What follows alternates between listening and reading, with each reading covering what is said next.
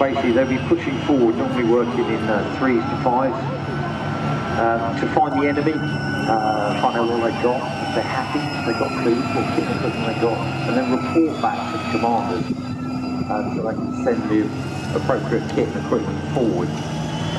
Now, the turret in the Stormwall, they wanted more firepower for their troop carriers.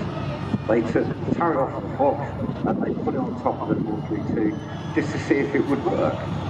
And that kind of gave them the idea when they were developing the Warrior that it would be a really, really good system. Now the Fox has got a it's got a 3-man crew.